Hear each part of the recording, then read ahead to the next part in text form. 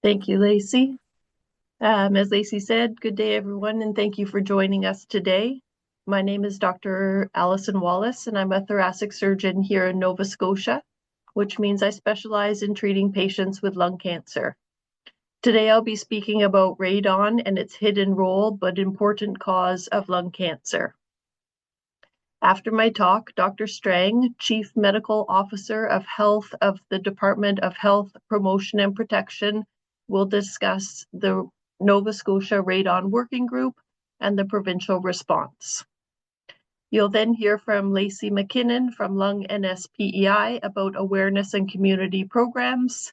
And finally, Ryan Groombridge, a certified radon mitigator, will explain the practical steps for testing and fixing homes.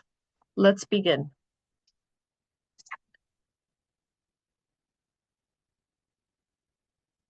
I want to start with something very important. Anyone with lungs can get lung cancer. Lung cancer is not just a smoker's disease.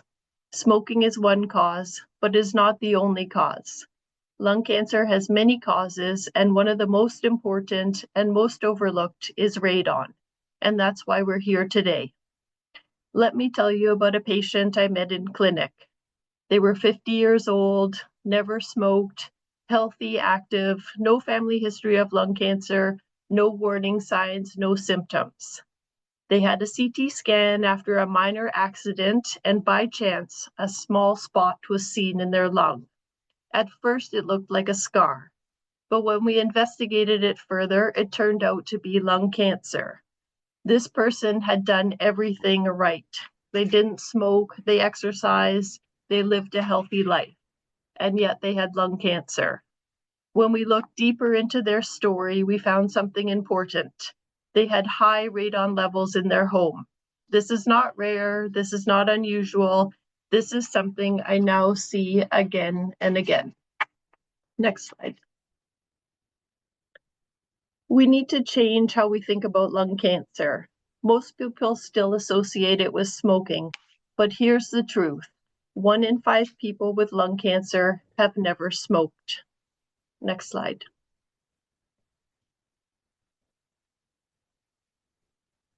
Lung cancer has many causes, including radon, which we'll talk about today, as well as air pollution and other environmental exposures, occupational exposures, genetics, and more.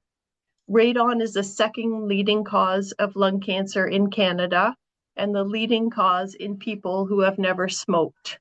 This means radon is not rare and it's not theoretical. It's a real public health risk.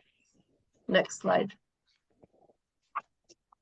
So what is radon?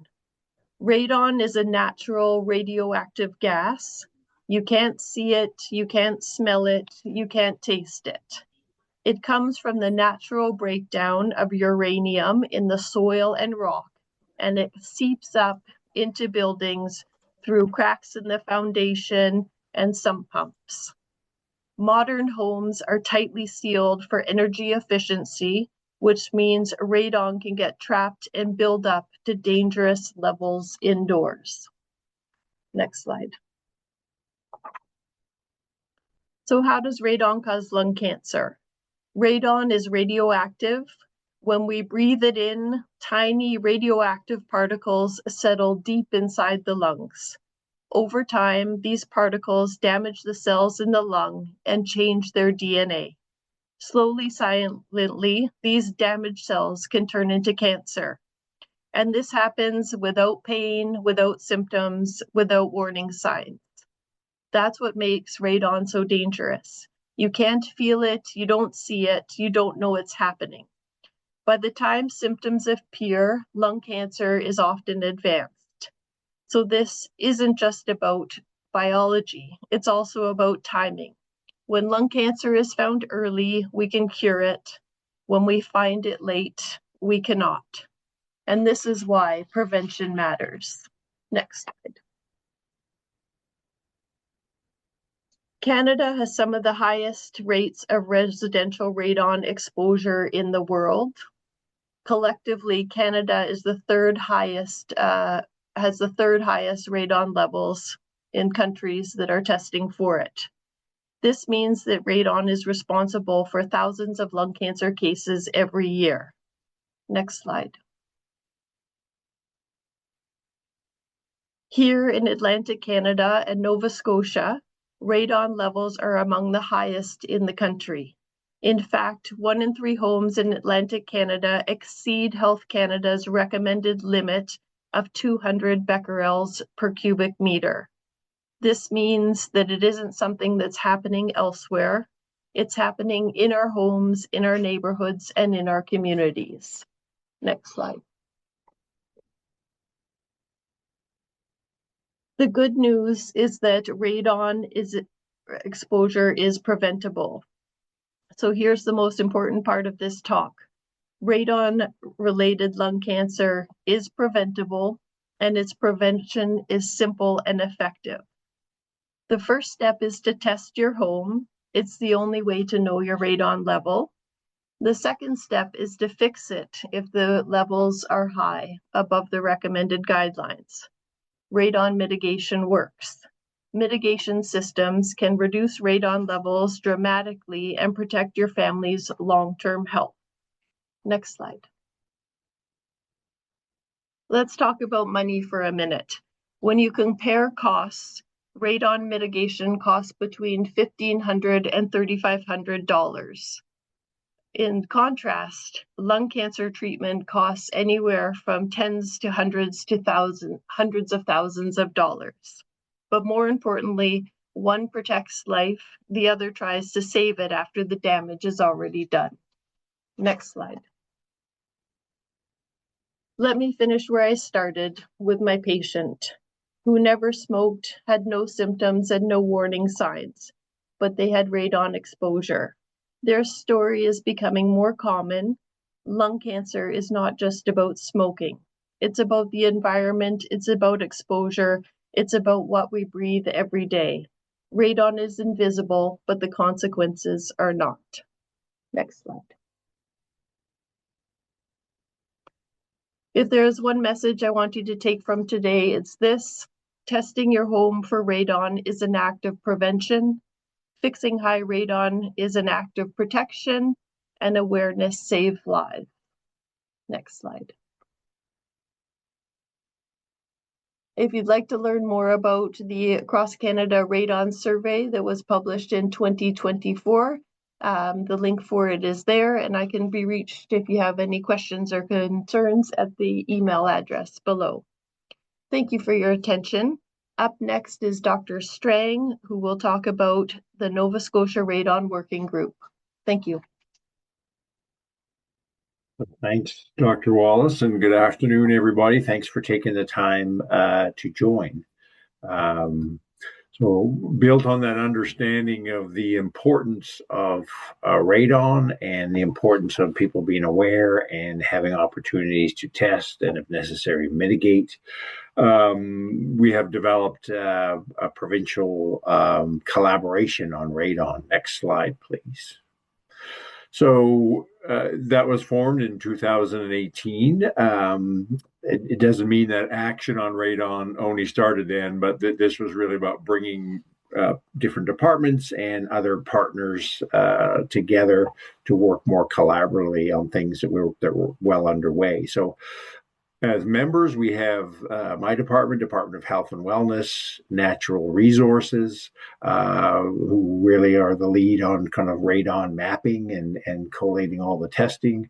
Department of Labor from a workforce perspective. We have Public Works who do some work, and I'll talk a bit more about it on ensuring public buildings are tested. And then we have Community Cultures, Tourism, and Heritage, really, because the libraries and our Library Loan program are under their kind of authority. We have our federal colleagues from Health Canada. We've made a connect with Halifax Regional Municipality more recently, and through them is our connect to other municipalities, Nova Scotia PEI Lung Association, and now with Dr. Wallace, a link through with her research and clinical expertise, a link through to Dalhousie University. And through that, connect into other research initiatives like Evict Radon. Next slide, please. So the goals of the Radon Working Group are to really increase awareness about radon exposure and the need for testing, develop or strengthen our cooperative mechanisms around those activities, around education and outreach. Ensure that we are providing consistent messaging on the health risks of radon and the preventive steps that can happen. We've continued to work on increasing the number of Nova Scotians who have ready access to radon testing, and building the understanding of Nova Scotians around the need for radon testing and mitigation where necessary. And we are, as I said, we are strengthening our stakeholder network.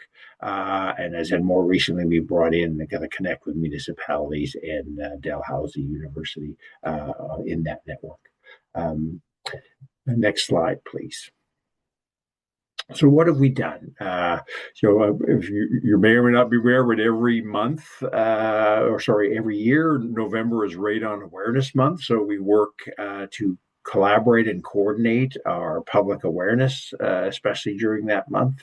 We work to ensure sharing of resources between partners and then through partners out to the public. An example of that, Health Canada has a lot of good resource materials, and we continue to share those. Dr. Wallace has taken the lead. We continue to do work around continuing medical and other healthcare provider education. An example of that is in the last year or two, through partnership with the Nova Scotia Museum of Natural History, discussion called Rocks for Docs. So radon and coming from uranium-containing rocks is part of that conversation to continue to educate and raise awareness amongst physicians and others around environmental health risks.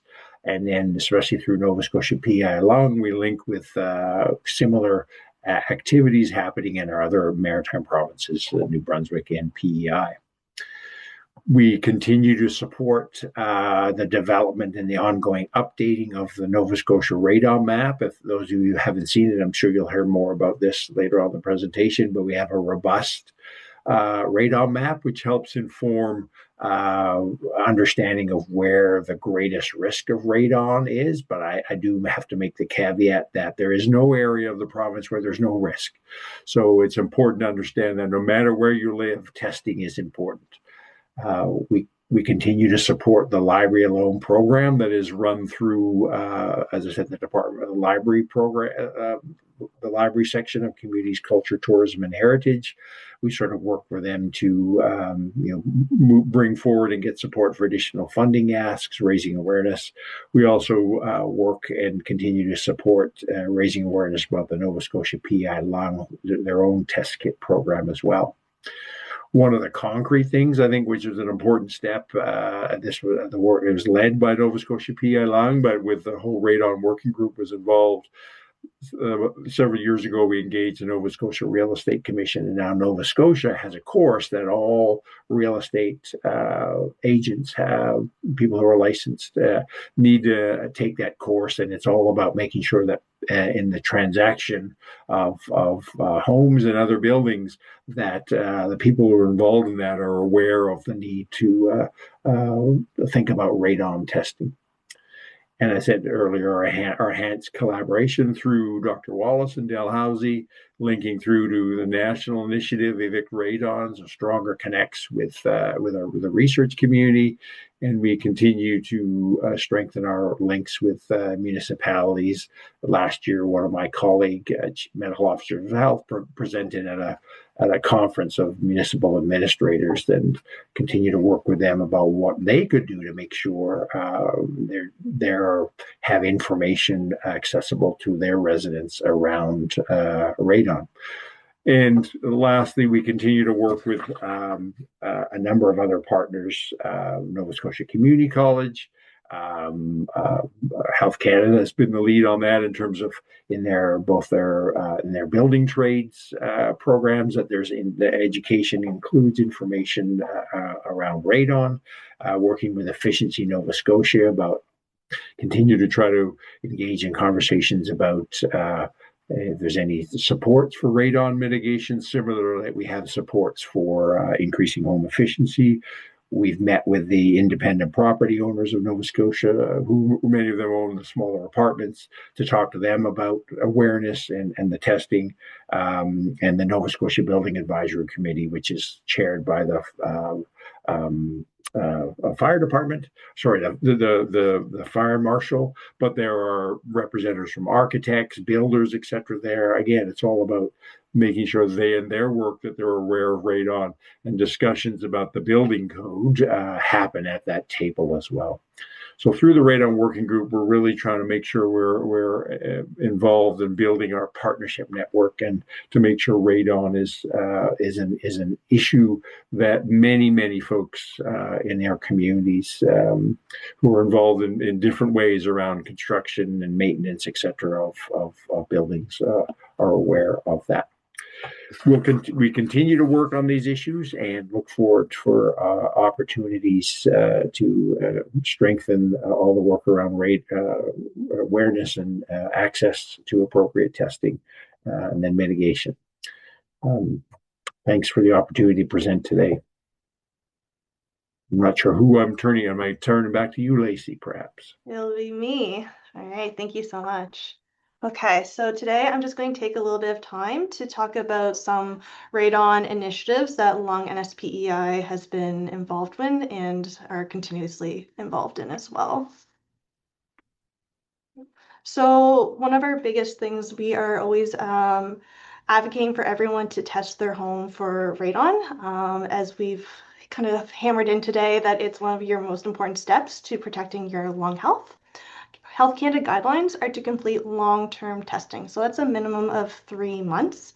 And the heating months are really the best time to test your home. So it's a really great opportunity to have a webinar in February when our homes are still closed up tight from the cold. Testing should be completed using CNRPP certified detectors, and I believe Ryan's going to get into that a little bit later on. But two of the main types of detectors that you'll be seeing are alpha track detectors, which is what you would see here at Lung NSPEI if you purchased one or went through our grant program. So these are DIY test kits. So you would place a detector for 3 months in your home, and then you would send the detector to the lab for analysis, and the lab would provide you a test report with the radon levels of your home. Another type of detector is an electronic continuous monitor. Those are on the more expensive side compared to the alpha track detectors, but they're a digital device that you can see either right on the screen or kind of connected from an app on your phone. You would see those in some programs I'm going to talk about in a second. They also, some of them measure other air quality items as well, such as PM 2.5, for example. And these are more recently certified as a long-term testing device from late 2024. So a couple of awareness initiatives I want to talk about today will be our library loan program, MLA Radon Detector Loan Program, which is a spinoff of the library loan program, and a couple of ways that we are working to raise awareness across Nova Scotia and PEI as well. So I wanted to touch on the library radon detector loan program. So for Nova Scotians and Islanders, as well as we do serve both provinces, you can loan out a digital radon detector kit through your library for a short period of time.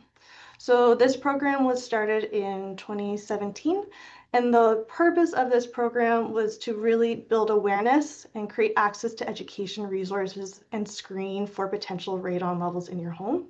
This is only a 6-week kind of loan out period, so it's really important to follow up with long-term testing in your home. So if you can go to your local library and loan it out, a kit out the same way that you can a book. So I was actually just looking on the website for the Halifax Regional Municipality Libraries the other day, and I think there was about 300 in circulation, and they're actually all loaned out at this point. So it's still a super popular program and very much in demand. since it was launched in 2017, and then expanded PEI in 2019, and multiple provinces across Canada have adopted this program as well. So that's really great to see how far this program has gone since then. We then did a spin-off of the library loan program in 2021 in partnership with Nova Scotia MLAs, and this was funded with support from Health Canada. So you wanted to create additional community access points. So as I said, like currently in Halifax, all the test kits are loaned out. So there is huge demand, and we want to create even more access to awareness and education materials. So there is several MLAs across the province. We have 28 currently participating, where you can pick up a test kit at your local MLA's constituency office. So it's a great way to increase awareness and build connections as well. So oftentimes they'll also help support promotion through their own channels and newsletters. So it's a great way to reach more and more Nova Scotians and encourage awareness and testing. Some other initiatives. So we also do a big push on social media through Radon Action Month to encourage testing. We've done lots of outreach through a initiative called Put Radon on your radar. So that was a healthcare professional outreach. So we did a mail out to healthcare offices across the province with educational materials. We also were doing presentations with medical students at Dalhousie as well to, again, bring awareness and education to our future healthcare professionals. We do several awareness mail-out campaigns and newsletters, so that reach thousands of Nova Scotians each year. We always do lots of story collection. We find those personal experiences can really help shape and understand our awareness and encourage more people to test their homes as well. And we're always open to doing community events. We do lots of booths. We go to home shows alongside the Natural Resources Department as well to help sell test kits and encourage testing homes, as well as webinars and educational events across both provinces. We want to get the message out there to as many people as possible. We want every home to be tested for radon. One of our biggest and main radon programs is our Radon Reduction Grant Program. So this is a two-pronged program to support Nova Scotia residents to test and remediate their homes for high levels of radon gas.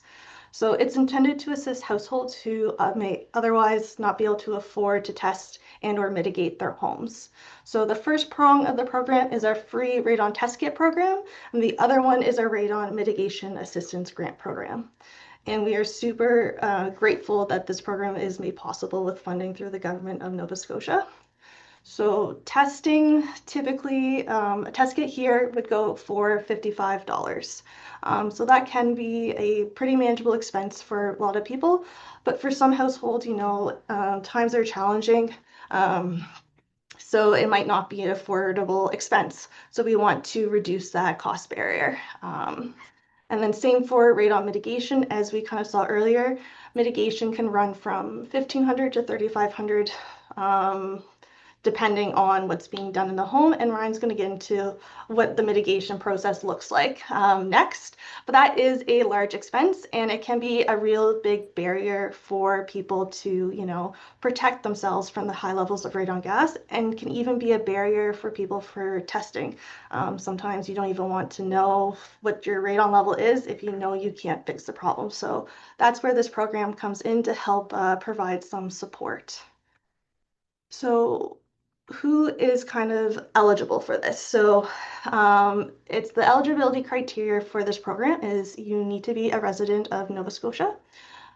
your household income is less than 60,000, and then you're willing to share your test results without identifying factors to support data collection for the Nova Scotia radon map, which has been a really important tool for understanding radon levels in Nova Scotia. So people can apply online at our website, or if you don't have access to the internet, it can be done over the phone with us as well. So our radon mitigation grant program. So we offer grants up to $2,500 to assist households that have high levels of radon in their home. So people can apply online on our website, or if, again, you don't have access to the internet, we can mail you an application to complete that way as well. So the eligibility and requirements for this are a little more than the other one, because this is a bigger chunk of change that we're dealing with here. So you need to be a resident of Nova Scotia. You need to own the home that's going to be remediated. The household income for this one is 100,000. We did want to increase that so that more households can access this support. And the mitigation cannot be completed until the grant is approved. So to do this, you need to complete the application form. We need to have the most updated notices of assessment for anyone on the title of the home to verify that you do meet the household income criteria. We ask that you submit 2 quotes from CNRPP certified mitigators, just to help make sure you do your due diligence and make sure you're comfortable with the company that's coming into your home. Majority of the mitigators in Nova Scotia, if not all, are familiar with this program. And you need to submit long-term test results, report from a CNRPP certified detector with results above 200 becquerels per meter cubed. So we do follow Health Canada guidelines for the long-term testing, and it does need to be above Health Canada guidelines to qualify for a grant from our radon reduction program. Okay. So that's all I have for today. So I'm going to pass it over to Ryan to take us through a deeper dive of measurement and mitigation. Thank you.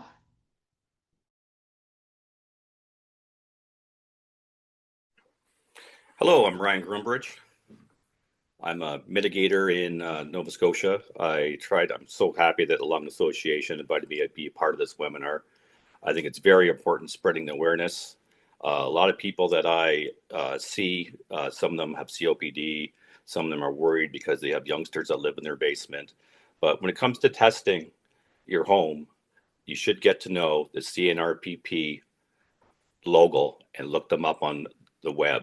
It'll show you who's certified in your area to do testing. It'll show you the companies that are certified to do mitigations. It'll show you the date they're certified and how long they're certified. So that's a very important criteria. But the most important thing I find with radon testing is the test that you use. If you choose not to use a radon certified personnel, what you can do is buy a certified radon device. They're all listed on that CNRPP site. We actually test every monitor that comes out, goes to the Radiation Institute of Canada in Saskatchewan, and it goes in a radon chamber, and we check to make sure that they're collaborated right and show the right amount of radon. So I strongly suggest you get to learn to use our site, CNRPP. Also, another thing that you can do is make sure you put your test device in the basement, the lowest level that's occupied, and run it for a minimum of 4 to 7 days just to see what your levels are at, and then put a 90-day test in just to verify that the levels are up above the 200 becquerels or higher. As Alison said, radon can seep into your house through any access, any crack in the foundation, any pipe chase. Even new construction, I find you can walk around a basement that's not even finished and they have high radon.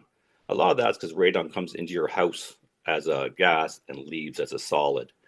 And 60% sticks to walls, the other 40% floats around and we inhale it. So I suggest if you do test your house, hire a trained professional. We have to maintain credits. We have to do courses. We have to reach out to the public. We're very active within the community. Health Canada and CARST actually started CNRPP, and CNRPP is the Canadian National Radon Proficiency Program, which certifies people across Canada to comply with their standards. Can we go to the real estate slide, please?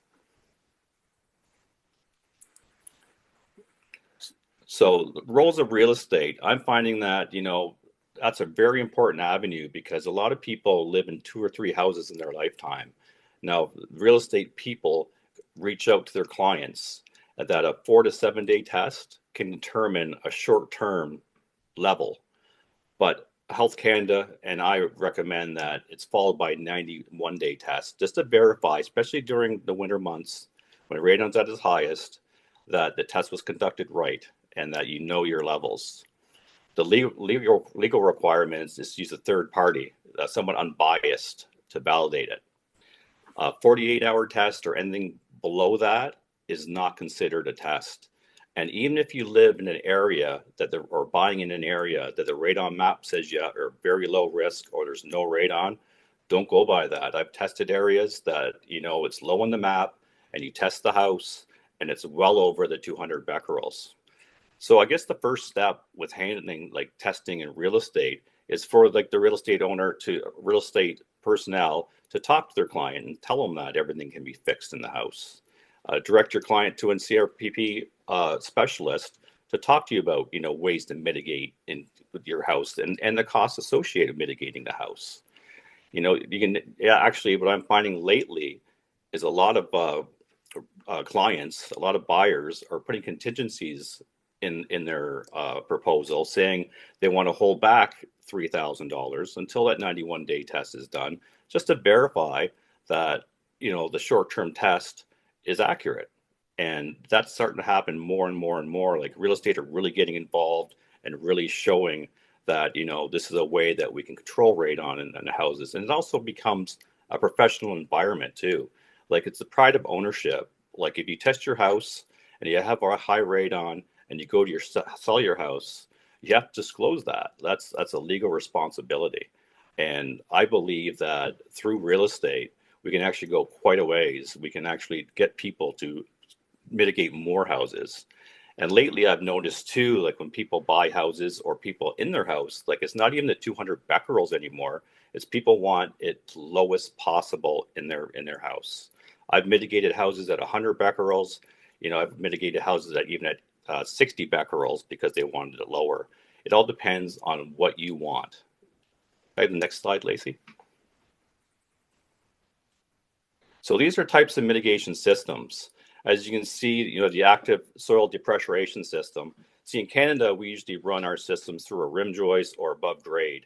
In the U.S., you'll see a lot of people running it through their roofs because of their climate. So in the first picture there, the active soil depressurization, that has a big suction pit underneath it. It pulls the gases from one side of the house across and expels it outside the house. So what we do is to find out where to put this. We have a machine, and it's called a pressure field extension diagnostic toolkit. It's actually a computerized fan where you bore your hole and you adjust it, and you go to the farthest corners of the house. You drill holes under your slab, and you do the readings and see what kind of pressure is accumulated. In the winter, it's a bit easier because in the summer, we calculate it for days like today, where the ground's frozen, where the air is locked in your house, you're not opening windows. So testing right now and mitigating right now is the perfect time. That you can see in that submembrane depressurization system, that was gravel that we did. That whole floor was covered in gravel. So we have to cover it. We put your system underneath the gravel because that's a source to radon, or radon coming up through the gravel. There's no barrier. And with that 12 mil poly and with a system underneath that, and it attaches the walls and to the floor, the radon will lower because the gas has nowhere to go. In the third picture there, that's sump depressurization. You can use that sometimes on houses because it's almost like you have a pressure pit. But you got to be careful with any of these systems because if you're not trained in putting them in, you can develop back pressure. You can get exhaust coming off your furnace, if it's too powerful. There's a lot of steps you got to take when doing these systems. And every house is different. Like when people call me and ask me, what's a general price on a house, you can't really say it because you have to go visually and see what you're dealing with. Bearing walls, you might need two systems. If a bearing wall is in the middle of a house, you might have a crawl space that, just like the submembrane depressurization system there, or the small crawl space, you need to be covered. It could be things like your house is a lot older. Like it's harder to do a house that's 100 years old because you're dealing with mud and rock under the slab instead of newer houses that have gravel.